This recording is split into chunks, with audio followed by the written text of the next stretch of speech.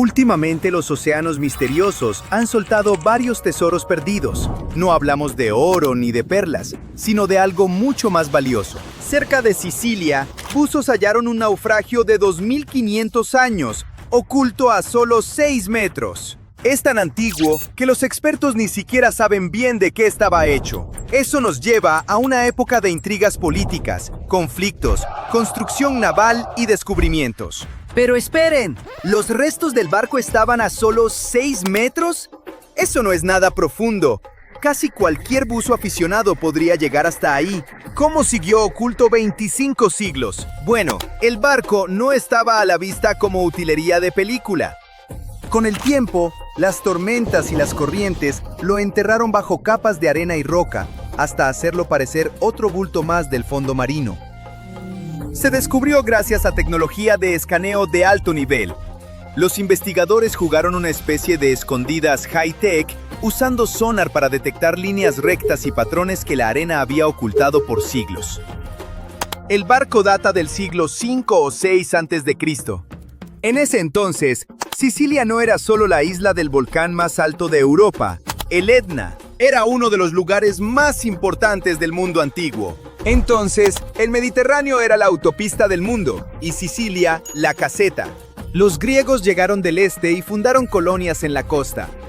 Los cartagineses avanzaron desde el oeste, desde el norte de África. Siracusa ganó poder, mientras Cartago apoyaba a sus ciudades rivales. Eso provocó muchos enfrentamientos, alianzas e incluso batallas navales, porque controlar Sicilia era controlar las rutas comerciales. En aquel tiempo, el comercio lo era todo: aceite de oliva, vino, cerámica fina y metales.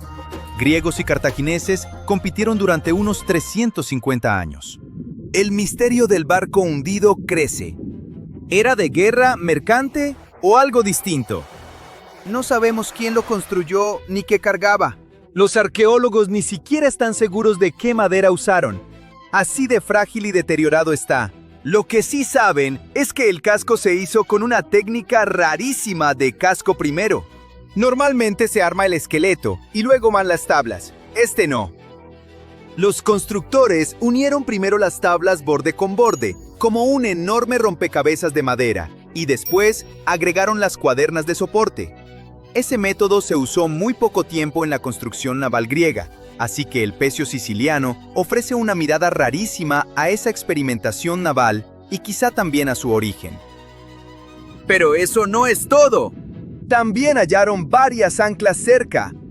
2 eran anclas de hierro con forma de T invertida, probablemente del siglo VII después de Cristo, más de 1000 años posteriores al hundimiento.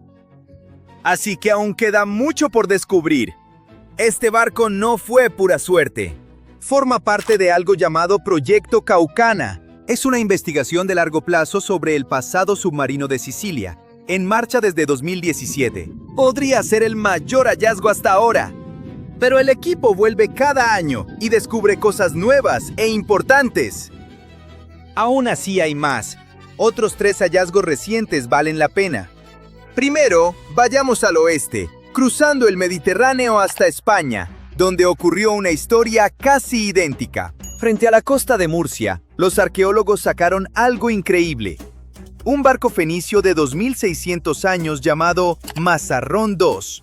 Unos buzos lo vieron desde los años 90, pero en vez de levantarlo de inmediato, el equipo decidió dejarlo en su lugar. Suelen dejarlos donde están si siguen estables y protegidos. Mejor dejar estable un pecio antiguo que romperlo al moverlo. Y funcionó hasta el año pasado, cuando la arena empezó a moverse y dejó el pecio expuesto a las olas, las corrientes y el deterioro. Entonces los arqueólogos lo levantaron con mucho cuidado, tabla por tabla, como si destaparan un esqueleto de dinosaurio para luego armarlo otra vez. Pero aquí viene lo importante. A diferencia de muchos pecios antiguos, ya hechos pedazos, Mazarrón II se conserva de proa a popa. Sus constructores fenicios eran marineros y comerciantes legendarios. Mucho antes de Roma, ellos recorrían el Mediterráneo llevando cedro desde el Líbano. También comerciaban vidrio, vino, aceite de oliva y su producto más caro, el tinte púrpura. Era tan costoso que solo los ricos podían conseguirlo. Quizá fueron de los primeros en navegar con la estrella polar y cruzar aguas que otros temían. Ahora saltemos a África, frente a Kenia. Ahí quizá hallaron un naufragio ligado a Vasco da Gama, uno de los grandes exploradores. Este navegante portugués en 1498 se convirtió en el primer europeo en llegar a la India por mar. Ese viaje abrió la ruta directa del comercio de especias entre Europa y Asia y volvió rico y poderoso a Portugal.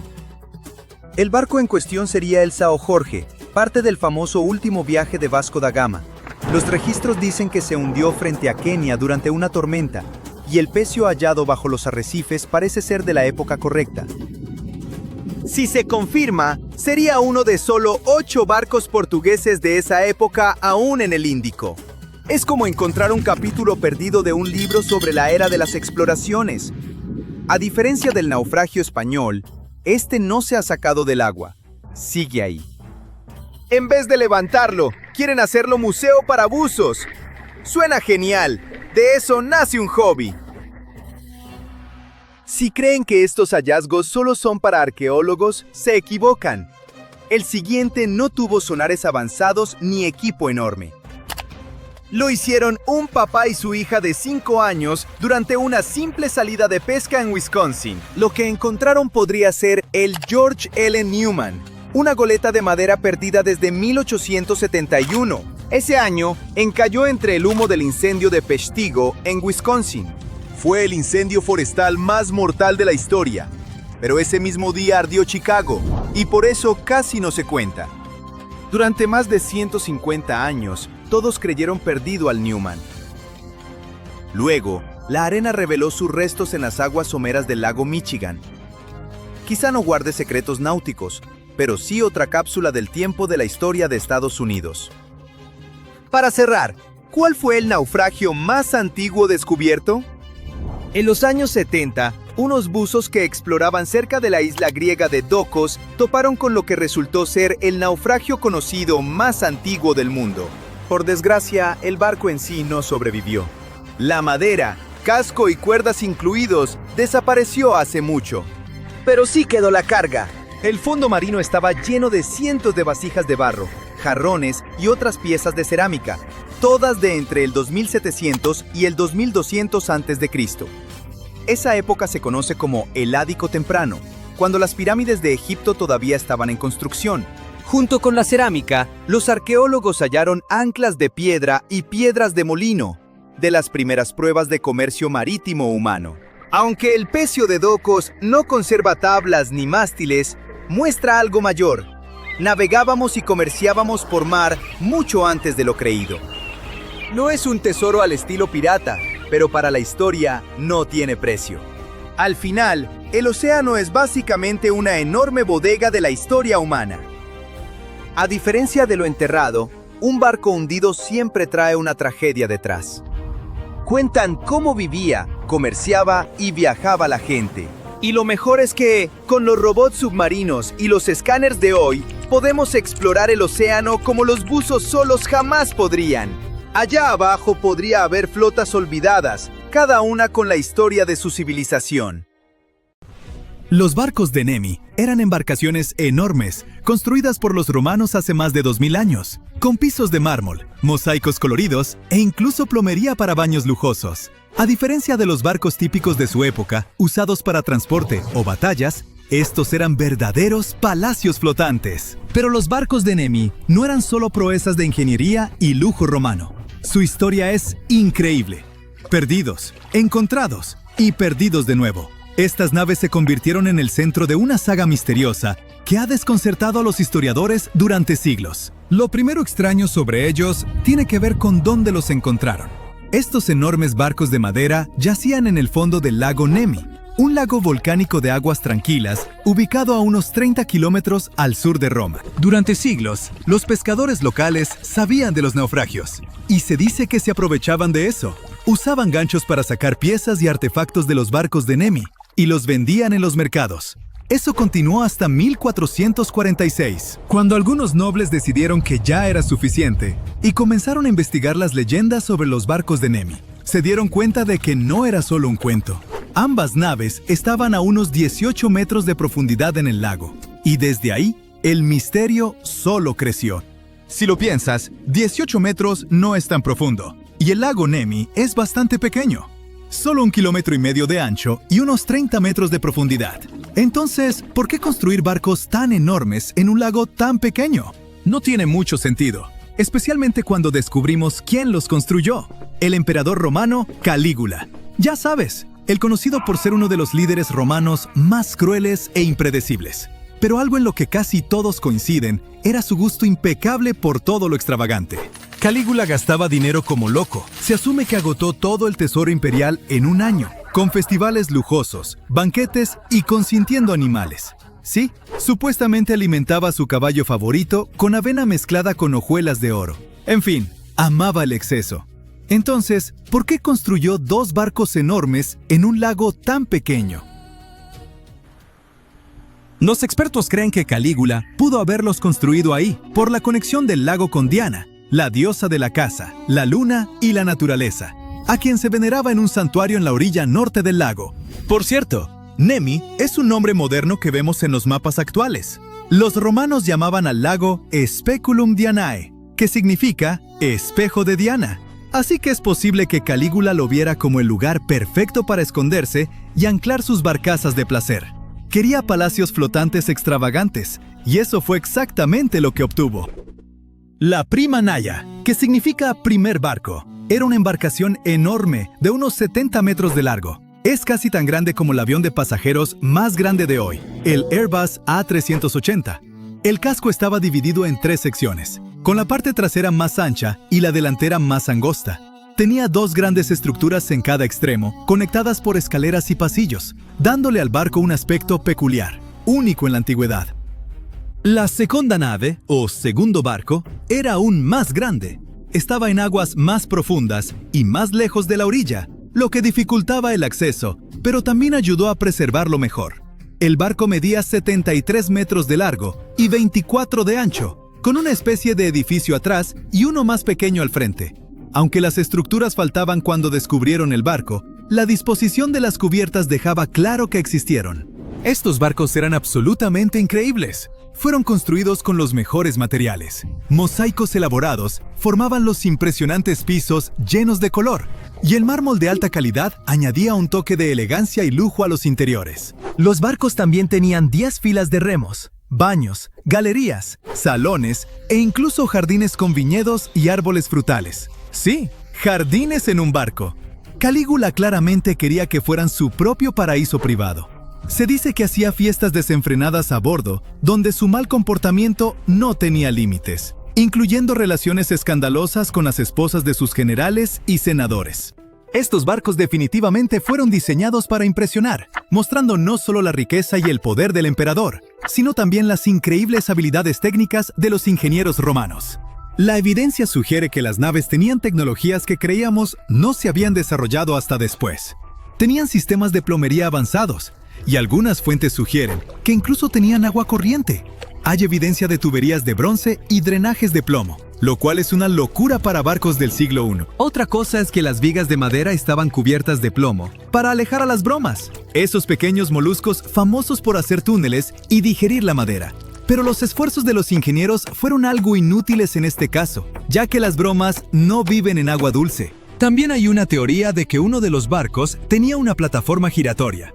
Aún no sabemos su propósito exacto, pero pudo usarse para la presentación rotativa de una estatua, probablemente de Diana, o para entretenimiento, como invitados disfrutando su comida mientras giraban lentamente admirando la vista. ¿Quién sabe? Todos estos hallazgos han llevado a los expertos a creer que los barcos fueron construidos principalmente para recreación o rituales antiguos, o tal vez ambos.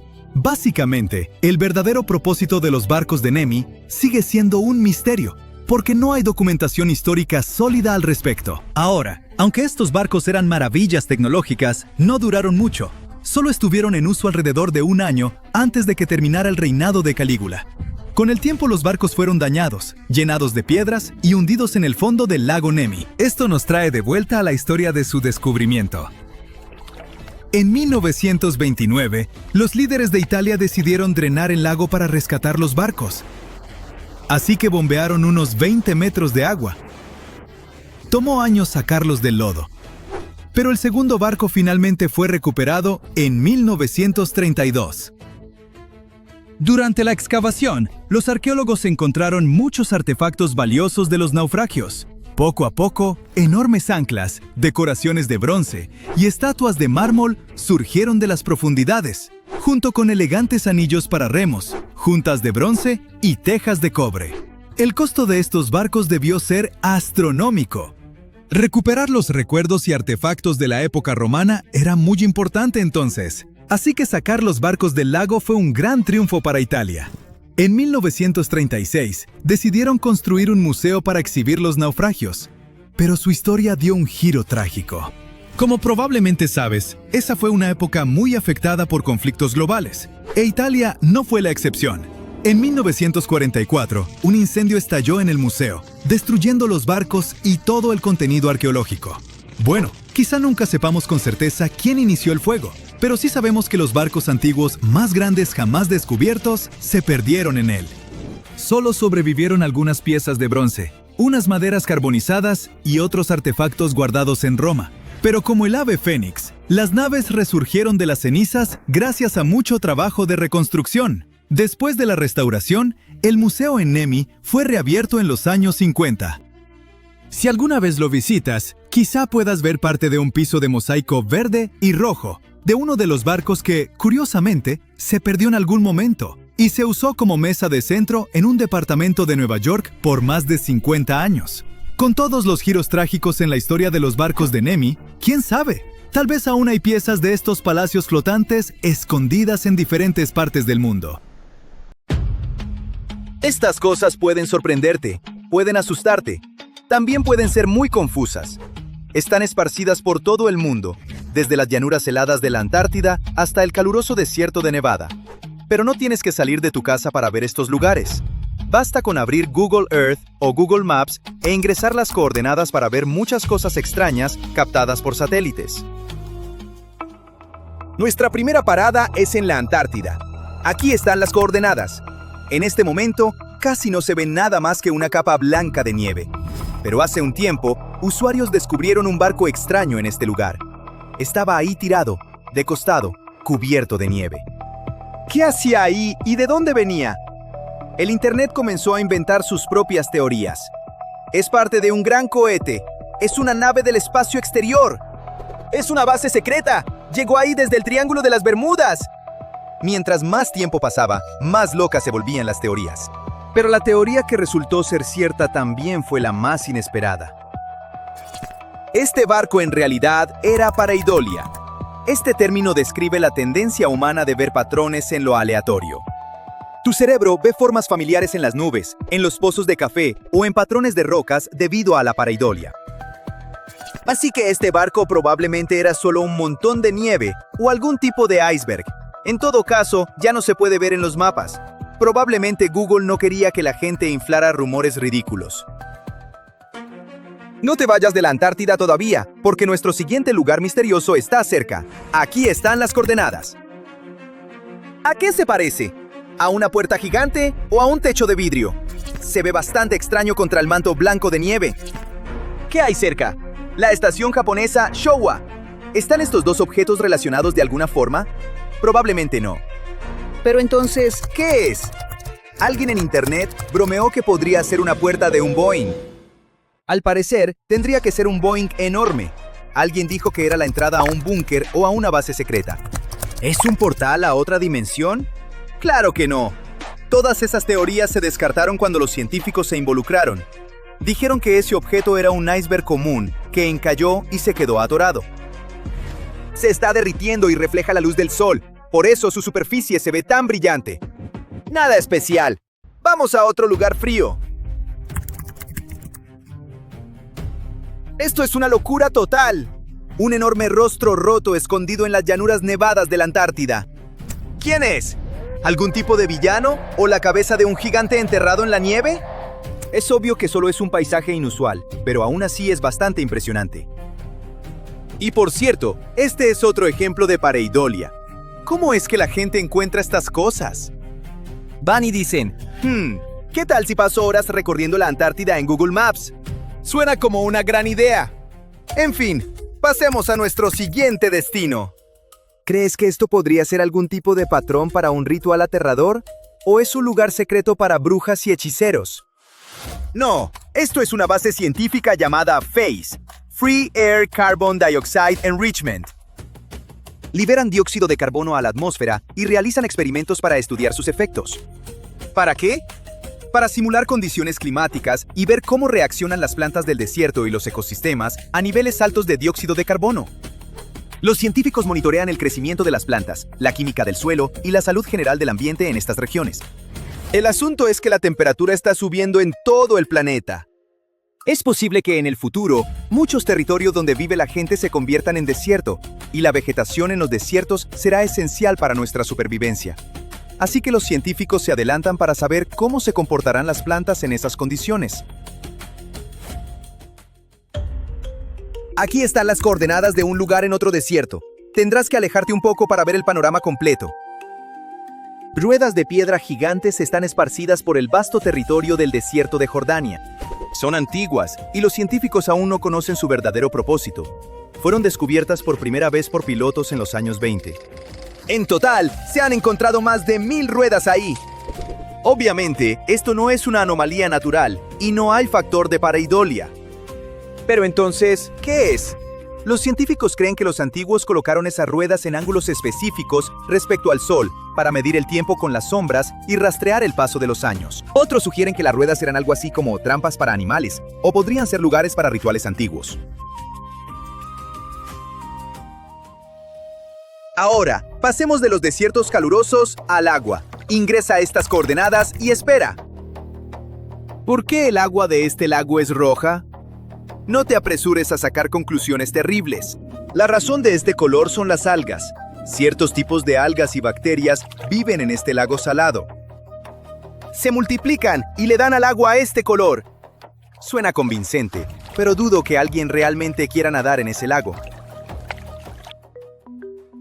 Nuestro siguiente punto está en Australia. Puedes ver árboles creciendo en una pequeña isla. Pero espera, no es una isla, es un barco. Un barco real en el que han crecido densos matorrales de arbustos y árboles. Este es el SS Airfield, también llamado la Fortaleza Flotante. En 1972, este barco fue dado de baja. Se suponía que lo iban a desmantelar, pero algo salió mal y simplemente dejaron la embarcación en el agua cerca de la costa. Nadie lo necesitaba excepto la naturaleza. Con el tiempo, árboles de mangle comenzaron a crecer en el oxidado navío. El barco no deseado se convirtió en un punto de referencia local. Muchos turistas le toman fotos y las publican en internet, así que puedes encontrar fácilmente sus imágenes desde un ángulo más bonito. Si eliges esta ubicación y activas el modo Street View, verás hermosas casas en la ciudad de Nancy, Francia. Hay una calle de un lado, pero del otro lado todo está borroso. ¿Por qué? ¿Qué está ocultando Google? En internet puedes encontrar fotos de esta calle. No están borrosas. Y en una de ellas, en la ventana, se puede ver una figura alta con ojos brillantes. Los usuarios llamaron a esta figura el fantasma del balcón. Rápidamente se convirtió en un punto de referencia local. El internet discutía la aparición sobrenatural de este fantasma. Alguien sugirió que era un visitante de otro planeta. La versión más plausible es que es una estatua que se distorsionó por el ángulo de la cámara. Pero si es solo una estatua, ¿por qué Google difuminó esta casa? ¿Por qué no querían que viéramos esta figura? La gente ha propuesto muchas teorías al respecto. ¿Tú qué piensas? Compártelo en los comentarios. Hay otro lugar borroso más. Está en Tokio. Activa Street View y observa la calle, los transeúntes y algunas personas que están completamente difuminadas. ¿Qué ocultó Google esta vez? Afortunadamente, hay fotos en internet. Unas cuantas personas con cabezas de palomas se encuentran aquí. Les llamaron las palomas. Obviamente no son cabezas, son máscaras de pájaro, y claramente no hay nada paranormal aquí. Fue una broma de estudiantes de arte. En el folclore japonés, las palomas son símbolo de suerte y adaptabilidad, así que los estudiantes decidieron usarlas. Difícilmente esperaban aparecer en Google Maps. Nuestro siguiente punto, aquí no hay nada raro ni misterioso.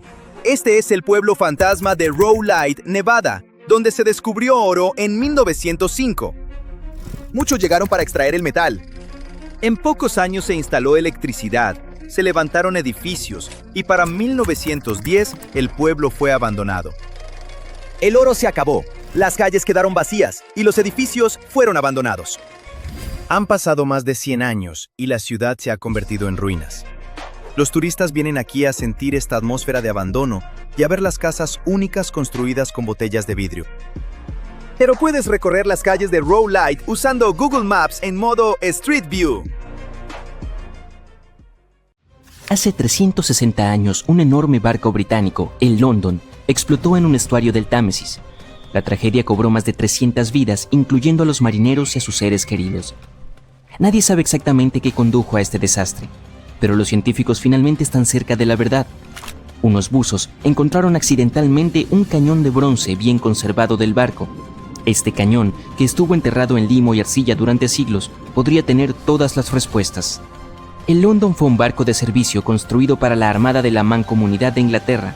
Partió en su primer viaje en junio de 1656. El barco desempeñó un papel crucial en la historia británica al formar parte de un convoy que fue a los Países Bajos en 1660 para recoger a Carlos II y restaurarlo en el trono. 5 años después, en marzo de 1665, estaba viajando de Chatham a Hope. Desde allí, el almirante John Lawson se suponía que debía llevarlo al mar, pero justo antes de llegar a la boya del Nowhere, la pólvora explotó repentinamente en el barco. Unas 25 personas que estaban en la cabina de popa y el camarote sobrevivieron, pero más de 300 se ahogaron. El barco se partió en 2 pedazos. Henry Bennett, el conde de Arlington, difundió rumores de que todo ocurrió por culpa de la pólvora barata y de baja calidad que había en el barco. Cuando los expertos de ese tiempo inspeccionaron el naufragio, concluyeron que los cañones todavía podían ser rescatados, pero el barco en sí era una pérdida total. Más tarde, cuando se recuperaron algunos de ellos en 1679, hubo un escándalo debido a que intentaron usarlos para saldar una deuda no relacionada. En 2005, los buzos redescubrieron el London. Para protegerlo, las autoridades portuarias incluso tuvieron que mover la ruta de navegación, y un equipo de arqueólogos comenzó a trabajar explorándolo. Este naufragio es importante porque nos ofrece conocimientos reales sobre la historia naval inglesa. La visibilidad en el estuario del Támesis puede ser terrible. A veces ni siquiera puedes ver 50 centímetros delante de ti. Trabajar en el sitio también es muy difícil porque está en un entorno de mareas complicadas y en una vía marítima muy transitada, donde enormes barcos de carga pasan constantemente. Así que cuando de repente apareció un cañón clavado en el barro, significaba que las condiciones tenían que ser absolutamente perfectas. Los expertos creen que el hallazgo es de la era de la Commonwealth, fundido entre 1656 y 1657 y tiene un tamaño mediano de unos 2,5 metros de largo. Formaba parte de un conjunto especial hecho específicamente para el London y se colocó en la cubierta inferior del barco. Cada cureña de cañón del London era única, ya que todos sus cañones provenían de diferentes países y periodos de la historia naval. Los cañones grandes eran muy raros y extremadamente caros de fabricar, ya que requerían toneladas de bronce o hierro y debían ser fundidos individualmente. Por eso, la Marina a menudo tomaba cañones de barcos rivales capturados, viejos naufragios o buques retirados del servicio. El nuevo hallazgo es una de las pistas que podrían ayudar a los científicos a resolver el misterio de la tragedia de Londres. Hasta ahora también han encontrado zapatos de cuero, piezas de instrumentos, herramientas de madera, cuerda y una brújula. Para ellos, todos estos artefactos son como piezas de un rompecabezas. Aún no tienen suficiente evidencia para estar seguros, pero parece que tanto la pipa como las velas podrían haber sido fuentes de llamas que desencadenaron una explosión mayor. Algunos trabajadores hicieron otro hallazgo asombroso en una cantera inundada en el sureste de Inglaterra, a unos 100 kilómetros al sureste de Londres. Tropezaron con los restos de un barco raro de la época isabelina, a cientos de metros de la costa más cercana. Encontrar un barco de finales del siglo XVI es un gran acontecimiento porque muy pocos navíos de esa época han sobrevivido. Y estudiarlo podría ayudar a los científicos a responder algunas grandes preguntas sobre una era importante de la historia, cuando Inglaterra se estaba convirtiendo en un actor principal en el comercio europeo. Hoy en día, el sitio de la cantera se encuentra a unos 300 metros del mar. pero en el siglo XVI era parte de la costa. Los arqueólogos piensan que el barco se hundió en un cabo rocoso o alguien lo dejó allí cuando estaba demasiado dañado para seguir navegando. Aún no lo han identificado, pero estudiaron más de 100 piezas de su casco de madera, leyeron los anillos de los árboles y descubrieron que fue construido con robles ingleses talados entre 1558 y 1580. En esa época, el norte de Europa estaba cambiando del antiguo método clinker, donde las tablas se superponían como escamas de pescado, al estilo Carvel del Mediterráneo, en el que las tablas eran lisas y se unían entre sí, clavadas a un bastidor interno. La madera vieja se suele pudrir rápidamente cuando está expuesta al aire o al agua. Pero si está enterrada bajo una capa gruesa de lodo o limo sin oxígeno, puede sobrevivir durante siglos, y eso es exactamente lo que ocurrió aquí. El equipo está utilizando escáneres láser y fotografía digital para documentar todo sobre el naufragio. Una vez que terminen su investigación, planean volver a enterrar las maderas bajo el limo en el lago de la cantera, para que el barco pueda permanecer allí seguro por muchos siglos más. En Noruega, un equipo de arqueólogos encontró un barco en un lugar aún más inesperado. En un campo llano. Hay una colina llamada Montículo Gjell. En realidad es un enorme monumento funerario que los mismos vikingos construyeron. El agricultor, que es dueño del campo, quería cavar algunas zanjas de drenaje, pero primero necesitaba que los expertos revisaran si había algo importante bajo tierra. Los arqueólogos utilizaron un georradar de alta resolución, acoplado a un vehículo similar a un tractor. Al escanear el campo, descubrieron que estaba lleno de montículos funerarios. Al menos 8 nuevos que nadie había encontrado antes, y debajo de uno de los montículos, el radar captó el contorno de un barco. En la época de los vikingos, los barcos eran extremadamente valiosos, por lo que solo los enterraban con personas muy importantes. Los científicos solo han encontrado 3 entierros de barcos en toda Noruega, y este es el primero nuevo en años. El equipo cree que este barco es de la época vikinga, probablemente entre los años 500 y 1000 después de Cristo.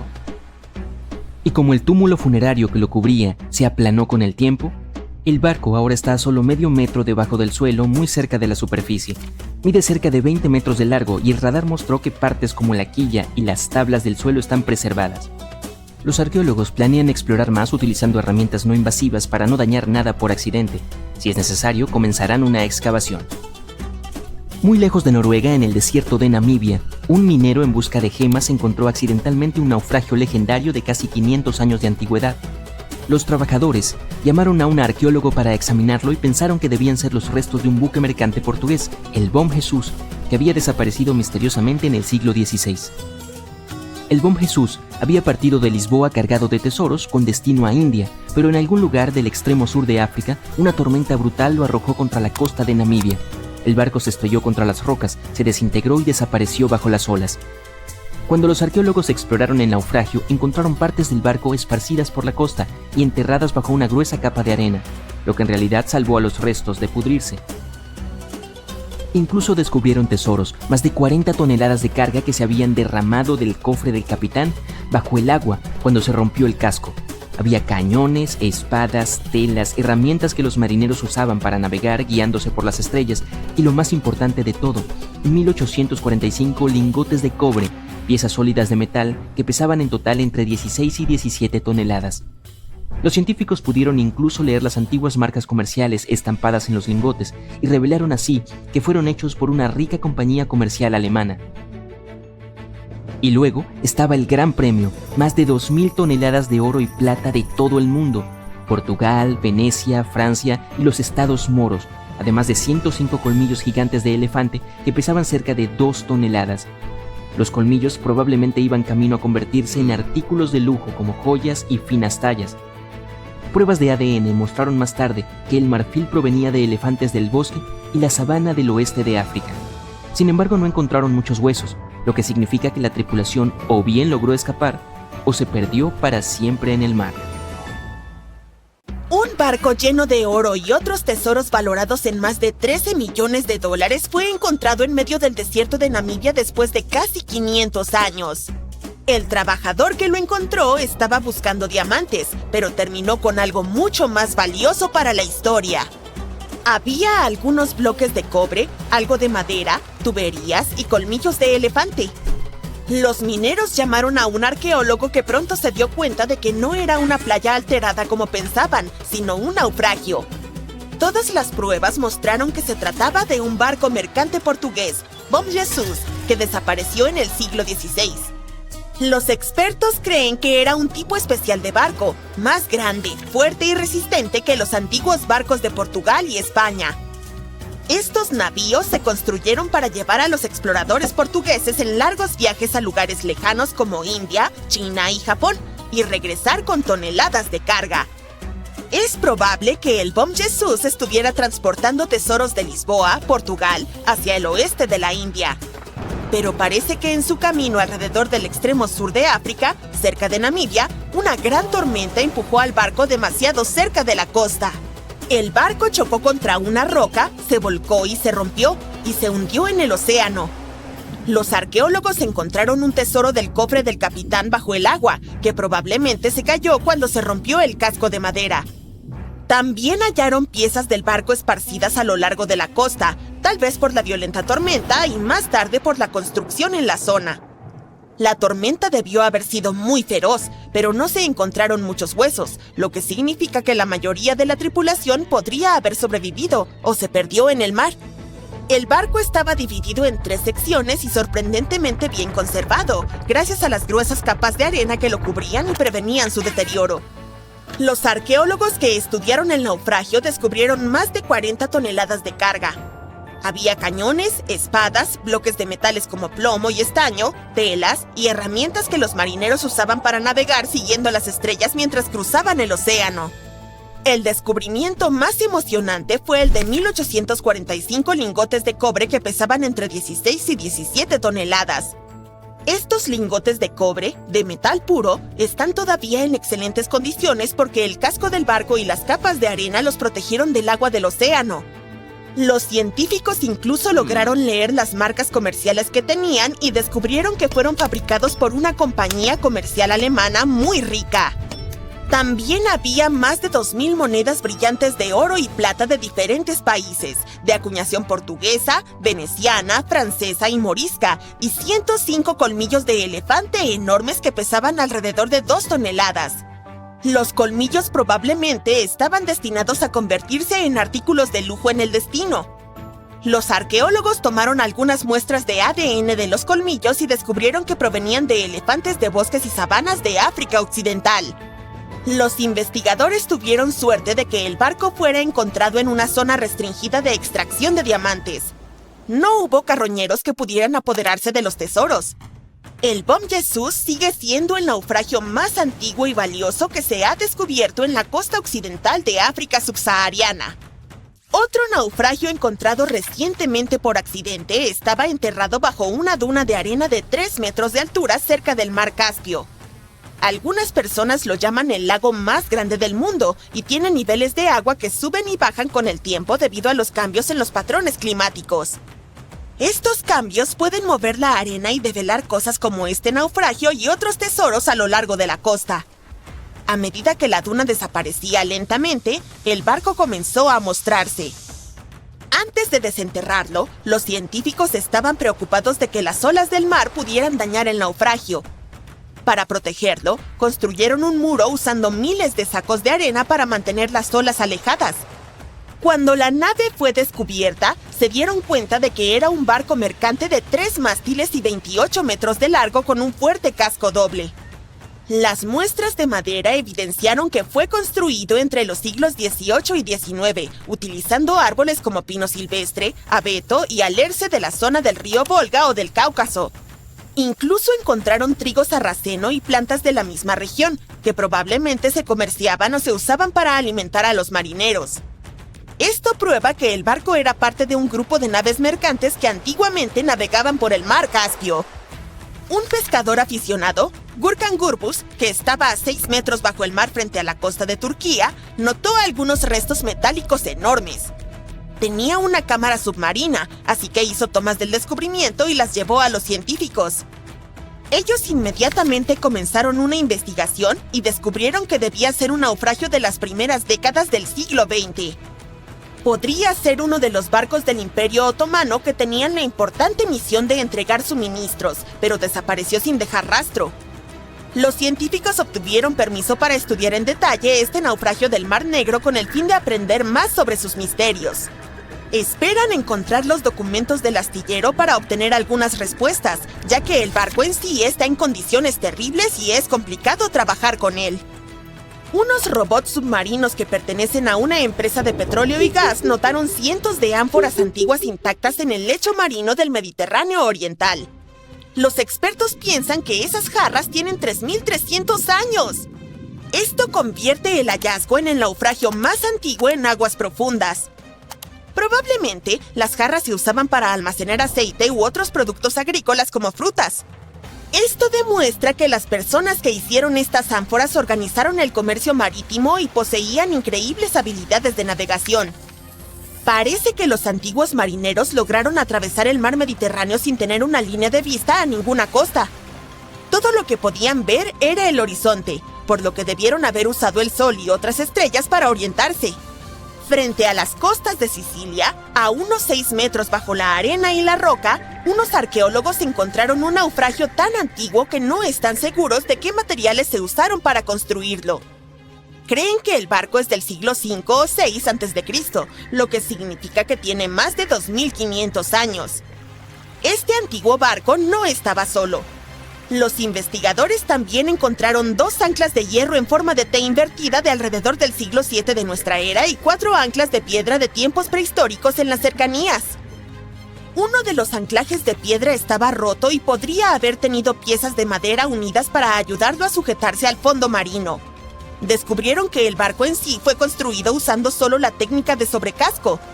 Las tablas de madera del barco estaban conectadas tan firmemente que podían soportar la embarcación por sí solas, con vigas añadidas solo para hacerla más fuerte.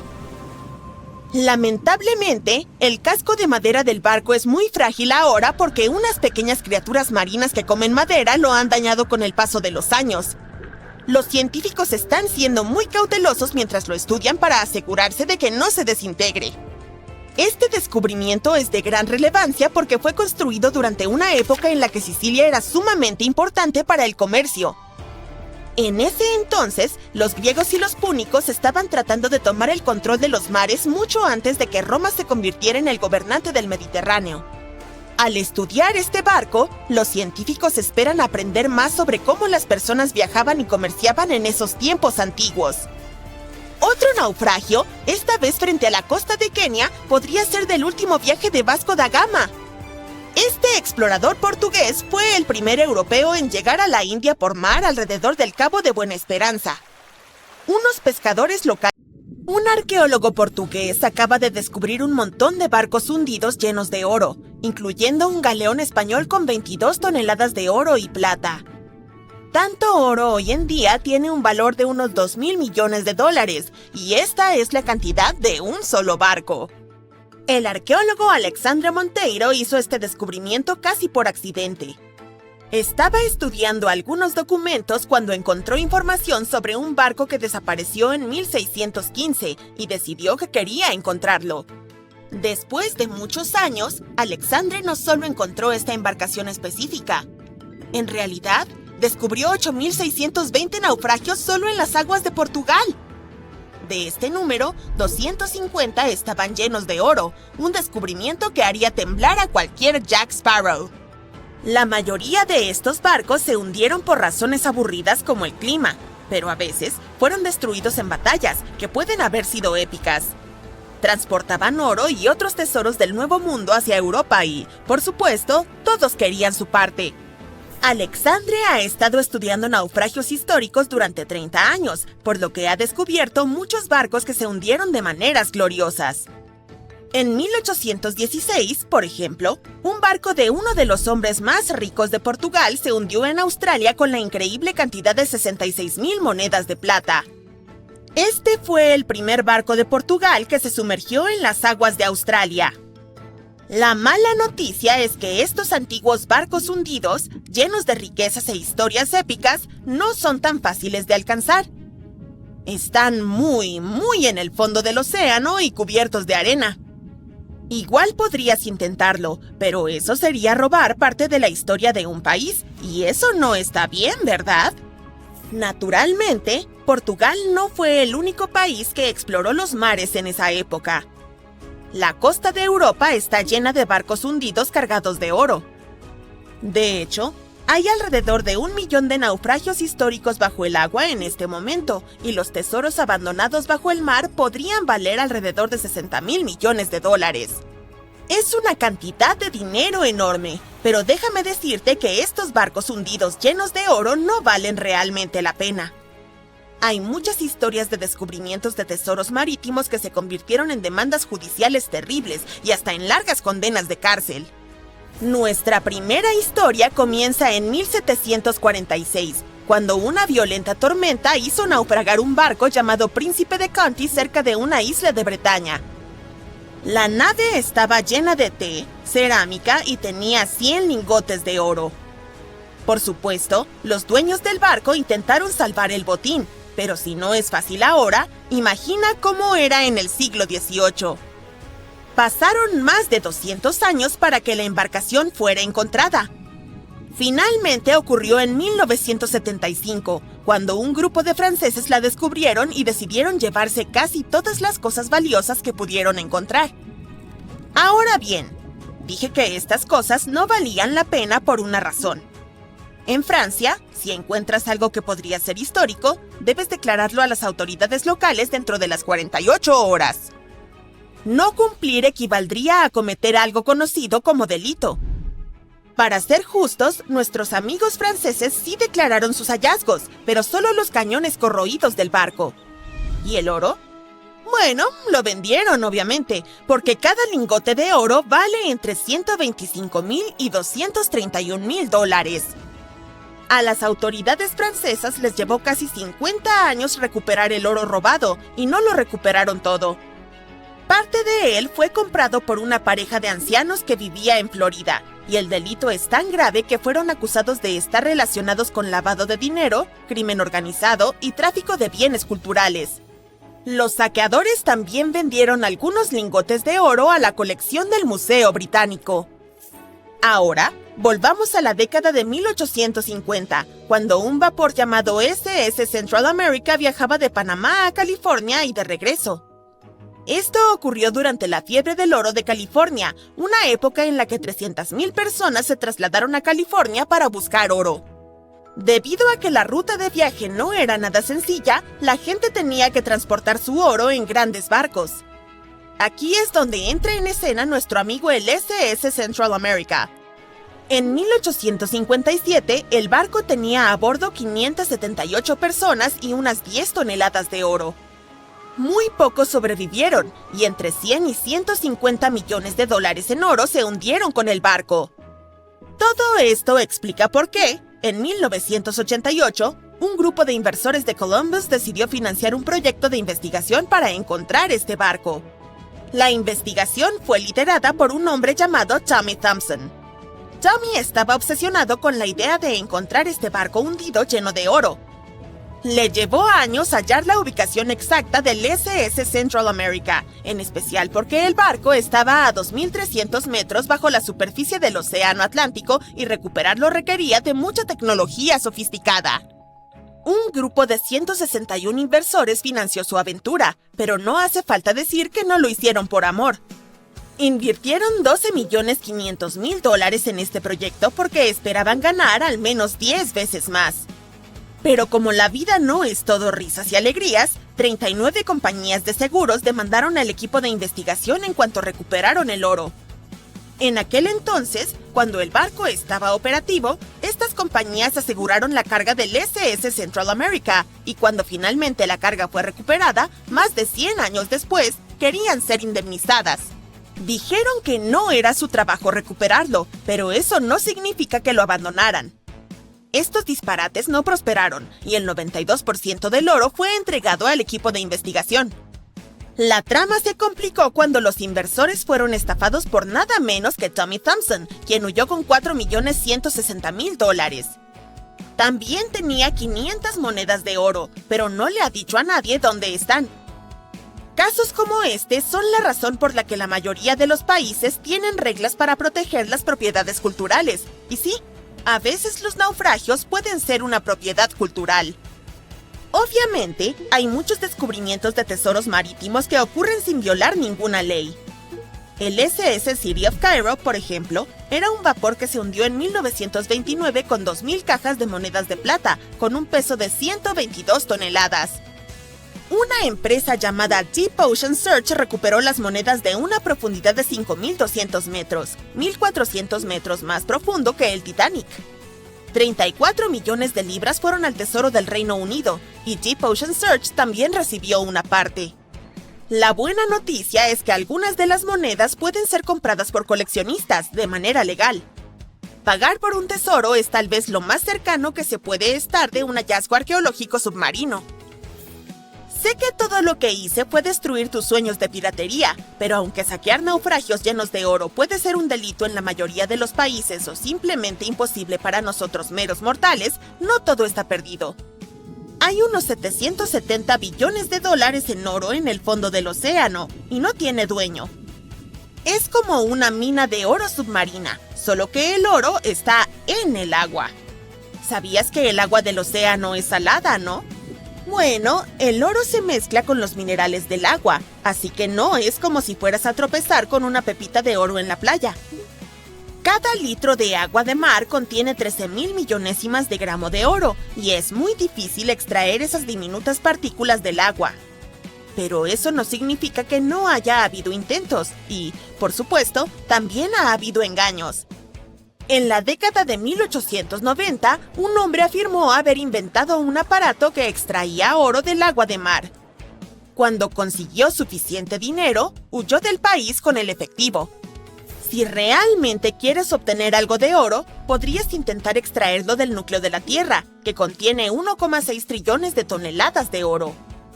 Hay 16 veces más oro en el núcleo. Dos marineros estaban navegando no muy lejos del infame Triángulo de las Bermudas cuando notaron un barco que parecía moverse por sí solo. Sus velas estaban bajadas y el motor no funcionaba. Uno de los hombres era Matt Rutherford, el primero en navegar solo y sin parar alrededor de Norte y Sudamérica, quien vio mucho durante sus travesías. Pero esta situación era espeluznante incluso para él. Un bote terriblemente abandonado que podría estar ocultando cosas aterradoras en su interior. Aún así, Rutherford decidió acercarse a inspeccionar la embarcación para ver si había alguien a bordo que necesitara ayuda. Esta historia ocurrió en 2013, pero los marineros esperaron 10 años antes de publicar las imágenes que tomaron. El barco fantasma, que resultó llamarse Wolfhound, parecía ser de gama alta y probablemente costó cientos de miles de dólares. Parecía que quien lo abandonó se fue con prisa. Había ropa y otras pertenencias por toda la cabina principal. Algunas partes del techo habían caído y varios cajones estaban abiertos. Rutherford tenía miedo de abrir puertas y compartimentos, así que buscó cuidadosamente por el bote paso a paso y, por suerte, no encontró personas que necesitaran ayuda. Los marineros decidieron remolcar el barco fantasma de regreso a Bermudas. No fue fácil porque el Wolfhound era más grande y pesado que su embarcación. Después de días en el mar, la tripulación estaba quedándose sin combustible y le pidió a un carguero que pasaba que se detuviera y le suministrara un poco de gasolina. Continuaron tirando del Wolfhound solo con la fuerza de las velas hasta que la cuerda de remolque se enredó en el timón y se dieron cuenta de que podrían quedar varados en el Triángulo de las Bermudas. Así que tuvieron que abandonar el barco. Después de otros 23 días en el Atlántico, finalmente llegaron a Bermudas. Como se supo más tarde, el misterioso barco fantasma le pertenecía a un miembro de un club de yates irlandés. Se topó con una tormenta con olas de 6 metros de altura y vientos muy fuertes que le impidieron continuar su travesía. Una embarcación de carga griega rescató a la tripulación, pero tuvieron que abandonar el bote. Rutherford y su equipo encontraron el yate 9 semanas después. El Wolfhound es uno de más de 50 barcos y 20 aviones que han desaparecido en el Triángulo de las Bermudas desde mediados del siglo XIX. El primer barco, al menos oficialmente documentado, fue el USS Pickering. Partió de Delaware hacia las Indias Occidentales en 1800. Había 70 personas a bordo. Desde entonces, nadie volvió a saber de ellos.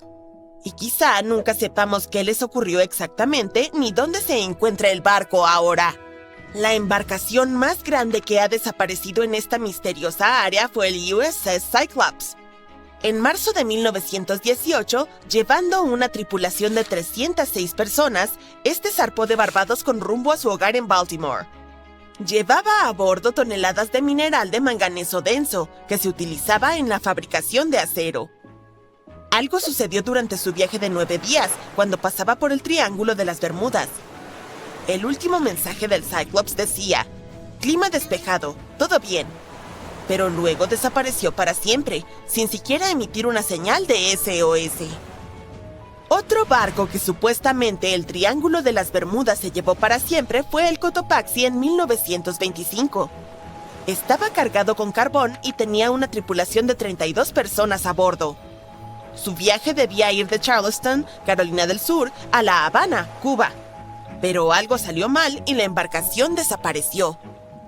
Recientemente, científicos descubrieron que el Cotopaxi yacía en el fondo del océano, a unos 56 kilómetros de San Agustín, Florida. Los buscadores que solían bajar hasta el naufragio apodaron este lugar como Naufragio del Oso, pero no se dieron cuenta de que estaban explorando los restos del Cotopaxi. Uno de ellos, Michael Barnett, había intentado identificar el naufragio durante más de 15 años. Midió cuidadosamente diferentes partes de los restos que habían sobrevivido bajo el agua con su equipo. Cuando compararon estas mediciones con los antiguos planos del Cotopaxi, vieron que todo coincidía perfectamente. El tamaño y la posición de las calderas eran exactamente como se describían en los planos. Esto les ayudó a confirmar que habían encontrado el Cotopaxi. Y parece que no hubo nada misterioso en su desaparición. Fue una combinación de mal mantenimiento, descuido y mal tiempo. Muchas de las escotillas utilizadas para acceder a la bodega donde se almacenaba el carbón estaban rotas o faltaban. Esto significaba que si el barco encontraba una tormenta, el agua entraría fácilmente en la bodega de carga y la embarcación se volvería inestable y se hundiría. Mientras el Cotopaxi navegaba frente a la costa de Florida, se topó con una tormenta tropical. Justo antes de desaparecer, envió una llamada de auxilio. Estaba cerca de San Agustín, por lo que todas las piezas de rompecabezas se encajaron en un solo lugar. La gente ha ideado todo tipo de teorías para explicar lo que podría estar sucediendo en el Triángulo de las Bermudas. La más descabellada es que naves espaciales de otros planetas están llevándose estos barcos y aviones. O tal vez tenga algo que ver con la ciudad perdida de Atlántida, una legendaria urbe submarina. Pero también existen explicaciones más racionales, como el hecho de que esta área a menudo experimenta climas salvajes e impredecibles, con tormentas repentinas y trombas marinas. Durante cientos y cientos de años, los marineros han contado historias sobre enormes olas gigantes que parecen surgir de la nada en el océano abierto.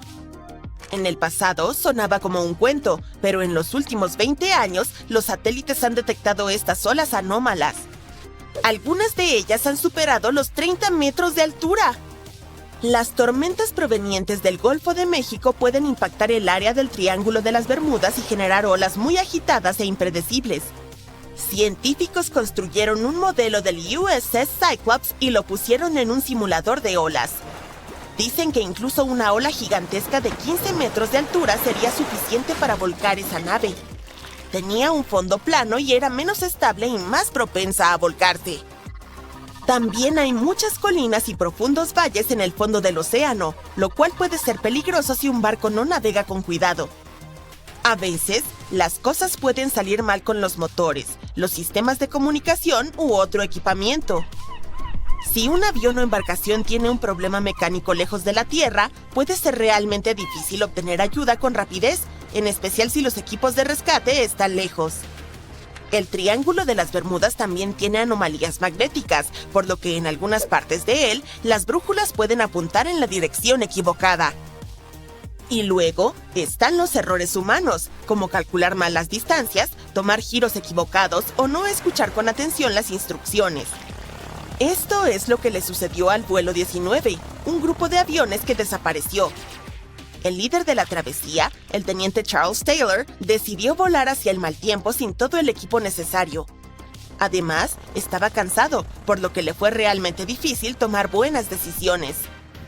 Las desapariciones en el Triángulo de las Bermudas no ocurren con más frecuencia que en otras partes del Océano Atlántico, donde viajan muchos barcos y aviones. Simplemente atraen más atención y comentarios. Aún no encontrarás el Triángulo de las Bermudas en ningún mapa y no tiene fronteras oficiales. Así que tal vez nunca podamos resolver su misterio porque no podemos estar seguros de que realmente exista. Pero tal vez deberíamos preocuparnos por otro Triángulo de las Bermudas, el que está en el espacio. Este no hace que las cosas desaparezcan por completo, pero causa interferencias con los equipos de las naves espaciales, provoca fallas y hace que las cosas dejen de funcionar por un tiempo. El Triángulo de las Bermudas del Espacio, más conocido oficialmente como la Anomalía del Atlántico Sur, SAA, es un área única sobre la Tierra que se extiende por partes de América del Sur y África. Los cruceros. Vistas increíbles, destinos exóticos. ¿Qué más se puede pedir? Aunque navegar en un megabarco suele ser muy seguro, es bueno conocer algunos de los códigos secretos que se utilizan a bordo. Una de las cosas más aterradoras que podrías escuchar es código rojo. Eso significa que hay un virus propagándose descontroladamente en el barco y necesitan hacer una limpieza a fondo.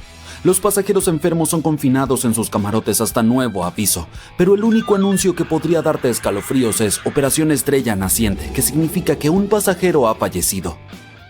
En una nota más ligera, Operación Estrella Brillante se refiere a una emergencia médica menos crítica. Si escuchas PVI, eso significa un incidente de vómito público. Sí, oíste bien. Algunas líneas de cruceros tienen sus propias versiones de esto y simplemente gritan ¡Purel! ¡Purel! ¡Purel! Para hacer que la tripulación se mueva. Hay montones de códigos que hay que recordar y seamos realistas, es difícil memorizarlos todos, en especial si no estás navegando todo el tiempo.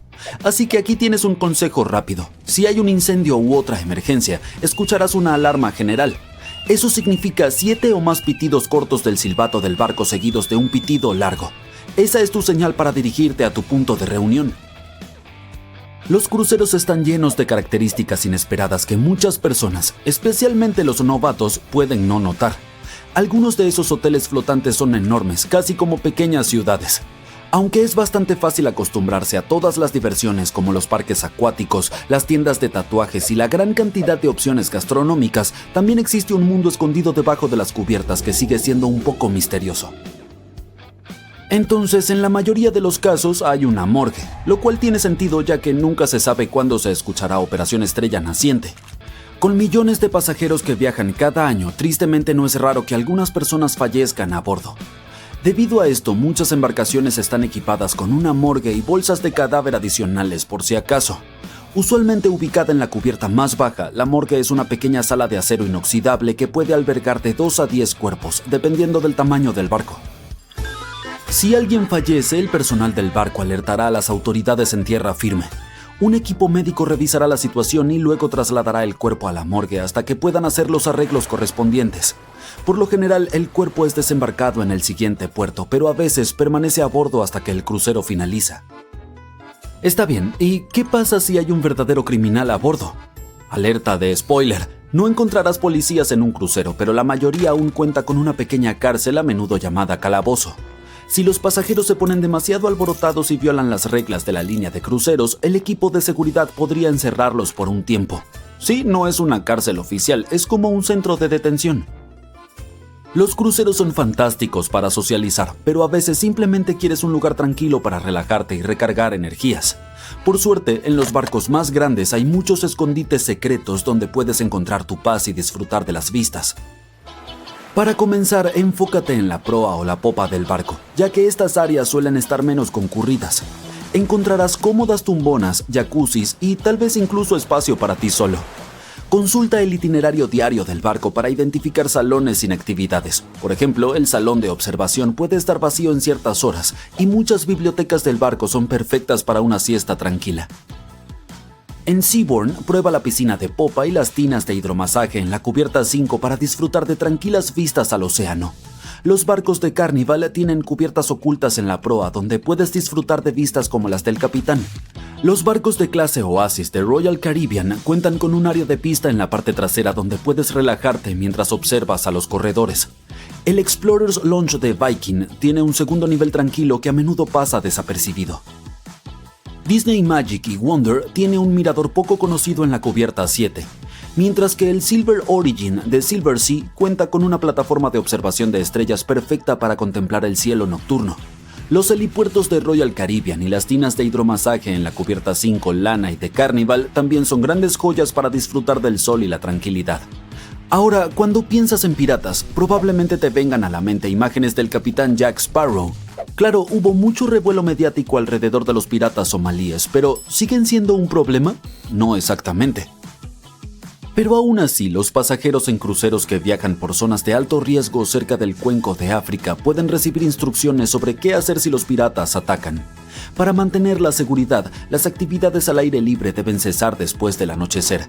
Es mejor atenuar las luces de las cabinas y normalmente se les dice a los pasajeros que se queden dentro de sus habitaciones si son advertidos de un posible ataque. A pesar de esto, el riesgo para los cruceros sigue siendo bajo. Nunca ha habido un ataque exitoso contra uno. De todos modos, los expertos admiten que es bastante difícil identificar amenazas en estas vastas aguas. Aunque las pequeñas embarcaciones piratas pueden ser más rápidas, los cruceros más grandes suelen poder superarlas en velocidad y cuentan con características estructurales que resisten los intentos de abordaje. Medidas como alambres de púas y mangueras de incendio se encuentran entre las defensas que emplean las líneas de cruceros para mantener a los pasajeros seguros. Aunque estas empresas se mantienen herméticas con respecto a sus estrategias específicas, garantizar la seguridad de los pasajeros sigue siendo su máxima prioridad. Además, al abordar tu crucero, hay algunos términos clave sobre el diseño que deberías conocer. La parte delantera se llama proa y la parte trasera popa. Encontrarás camarotes a ambos lados y en el medio, cada uno con sus propias ventajas. Los camarotes ubicados en la proa ofrecen vistas fantásticas, lo que te permite disfrutar del paisaje al igual que el capitán en el puente mientras te adentras en puerto.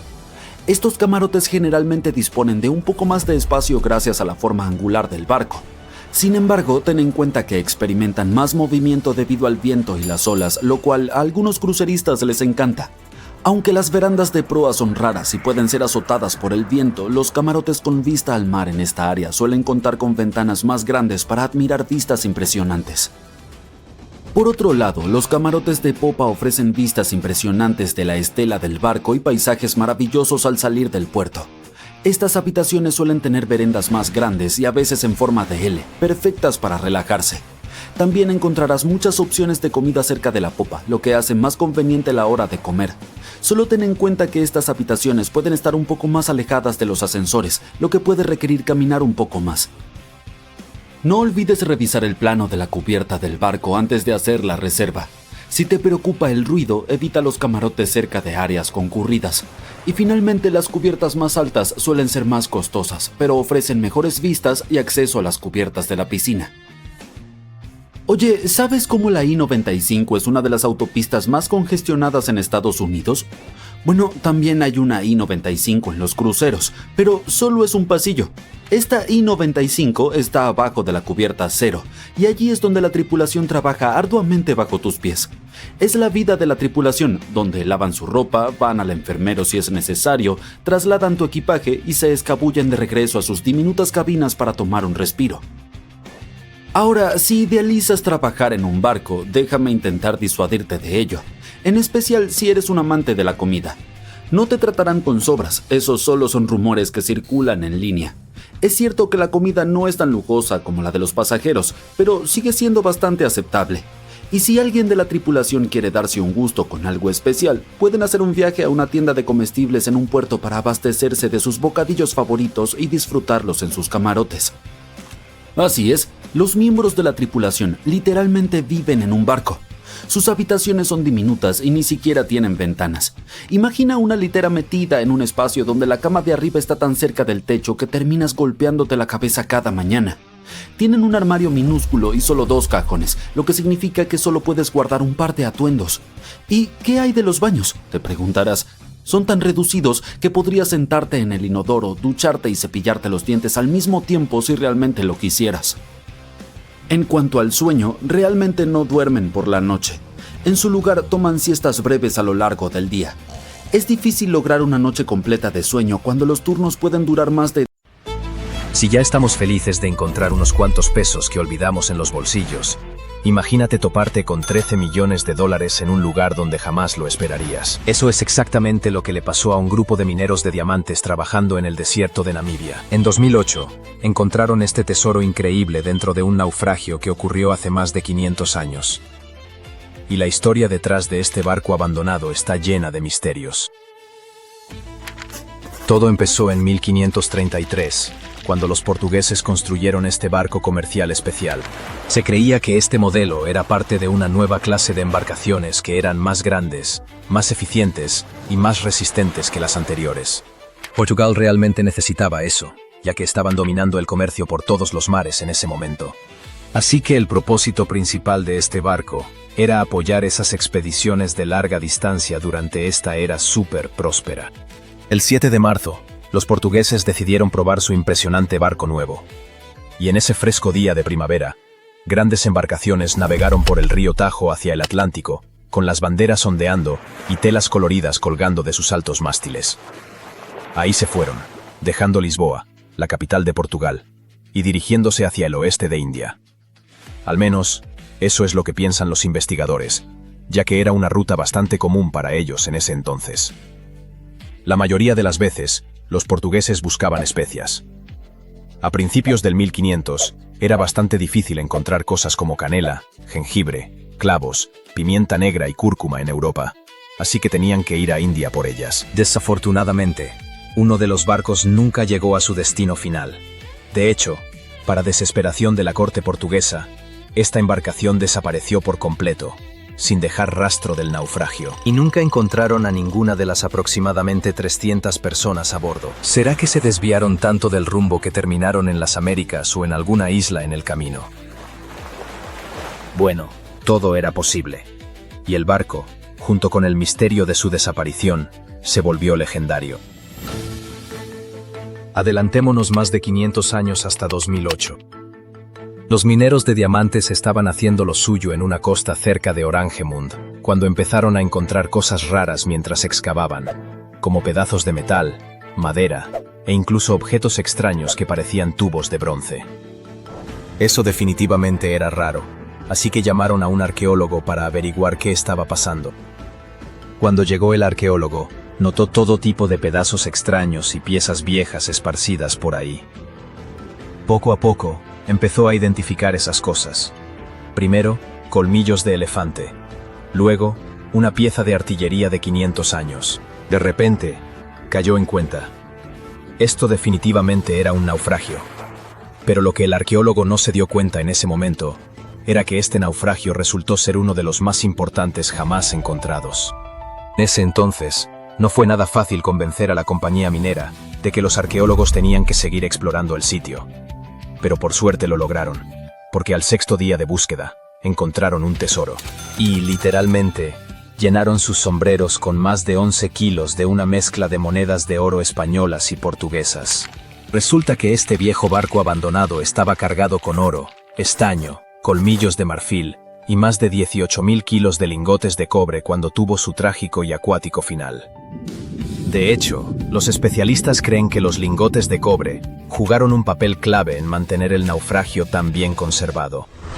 La primera razón es medio obvia. Los lingotes de cobre pesaban todo hacia abajo, manteniendo los restos del naufragio en el fondo del océano. Y eso fue genial, porque 5 siglos de tormentas y olas se habrían llevado todo. Pero los lingotes de cobre también fueron importantes por otra razón. Los peces y otras criaturas marinas podrían darse un festín con madera, sacos de yute y zapatos de cuero. Pero el cobre realmente les quita el apetito, lo que significa que muchas cosas sobrevivieron esos 500 años en el fondo del mar, cuando realmente no deberían haberlo hecho. Así que sí, contra todo pronóstico, el tesoro se conservó, y en excelentes condiciones. El oro se veía brillante e intacto. Aunque es imposible probar sin lugar a dudas que acababan de encontrar la legendaria embarcación portuguesa, toda la evidencia apunta a que sí, la encontraron. Una pieza de evidencia viene de un antiguo libro portugués, que dice que entre 1525 y 1600, 21 barcos se perdieron camino a India, y uno de ellos de hecho se hundió en algún lugar cerca de Namibia, perdiéndose en la vuelta del Cabo de Buena Esperanza. ¡Bingo! Desde ese momento, los expertos han estado revisando los restos, midiendo, fotografiando y escaneando el sitio milímetro por milímetro con un escáner láser tridimensional de alta tecnología. Su objetivo era descubrir qué le pasó a este barco, o al menos acercarse a la verdad. La primera pregunta que tenían que responder era: ¿por qué estaba este barco tan cerca de la costa de Namibia? Estamos hablando de grandes marineros que probablemente sabían que ese tramo de costa era famoso por sus tormentas y niebla. ¿Qué pasó entonces? Parece que unos 4 meses después de su gran partida de Lisboa, la flota fue golpeada y dispersada por una enorme tormenta. Así que la explicación más probable es que la combinación de mal clima y carga pesada obligó al capitán a encallar el barco a propósito. Según una teoría, soltó las anclas delanteras y lentamente varó el barco. Luego golpeó una roca submarina en las olas, se volcó con las grandes olas, y todos los intentos de liberarlo fallaron. Empezó a desarmarse, comenzando por la estructura superior. En ese momento, el cofre del tesoro cayó de la cabina del capitán y se hundió hasta el lecho marino. Eventualmente quedó aplastado y atrapado, pero también estuvo protegido por un gran pedazo del costado del barco que se rompió cuando el casco se desarmó. Ok, pero ¿qué pasó con la gente a bordo? Las tormentas de invierno en la costa de Namibia pueden ser brutales, con vientos de más de 130 kilómetros por hora y olas enormes, haciendo casi imposible llegar a la orilla. Pero si la tormenta se calmó en algún momento, es posible que el naufragio tuviera sobrevivientes. O sea, sí encontraron algunos huesos de dedos de pie humanos, sugiriendo que al menos una persona no lo logró. Pero estos fueron los únicos restos humanos que se recuperaron. Tampoco encontraron muchas pertenencias personales, lo que lleva a los arqueólogos a pensar que la mayoría de la gente a bordo probablemente llegó a tierra, a pesar de que el barco se desarmó. Pero no podemos decir que esto fue un final feliz. Sí, la mayoría podría haber sobrevivido al naufragio, pero terminaron en uno de los lugares más duros de la Tierra, un tramo vacío de arena y matorrales por cientos de kilómetros. Era invierno, así que tenían frío, estaban mojados y exhaustos sin esperanza de rescate. Nadie sabía que estaban vivos o dónde encontrarlos. Además, ningún barco probablemente pasaría por ahí, ya que estaban lejos de las rutas usuales. Regresar a Portugal parecía imposible. Después de la primera ronda de exploración, los investigadores encontraron que los restos del barco estaban esparcidos en 3 grandes secciones a lo largo de la costa de Namibia. Al final, se recuperaron más de 40 toneladas de carga del sitio, y se encontraron y catalogaron miles de diferentes artefactos, incluyendo plomo, estaño, textiles e incluso algunos instrumentos astronómicos. Así que tal vez te estés preguntando, ¿quién se quedó con el oro? Solo diré que no fue para los mineros ni los arqueólogos. Según los investigadores involucrados, cada moneda fue entregada al gobierno de Namibia.